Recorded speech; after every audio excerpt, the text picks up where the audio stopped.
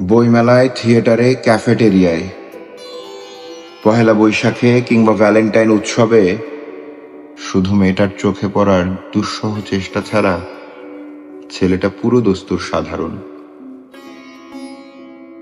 মেয়েটির রূপেও, লাবণ্যে, ফ্যাশনে ও বসনে আগাগোড়া বিশেষণ। একঝাঁক প্রজাপতি উচ্ছল তরুণের ভিড়ে ছেলেটা একেবারেই অপাংতেও।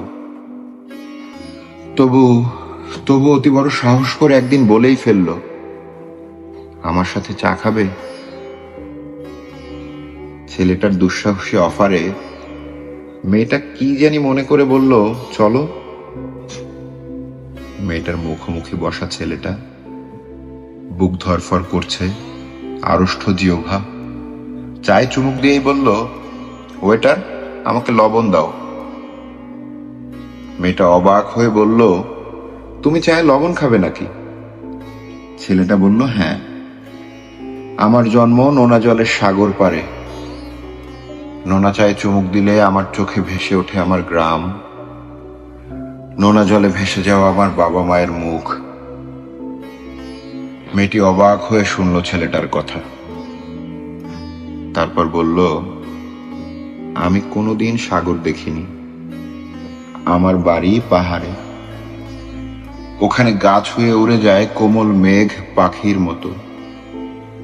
সাগর আর পাহাড়ের গল্প ক্রমেই নিবিড় হলো দিনে দিনে। তারপর বিয়ে, সংসার এবং শেষে বুড়ো ও বুড়ি। বুড়ো মরার আগে বুড়ির হাতে একটা চিঠি দিয়ে বলল, মরার পরে খুলবে।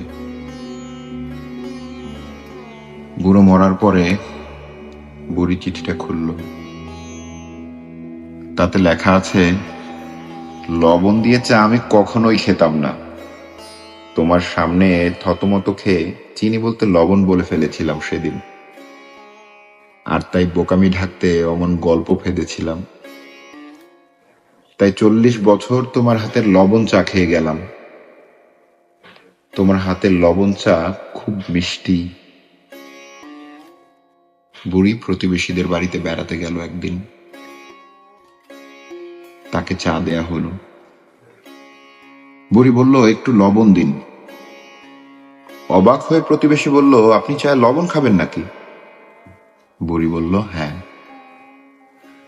লবণ চা খুব মিষ্টি।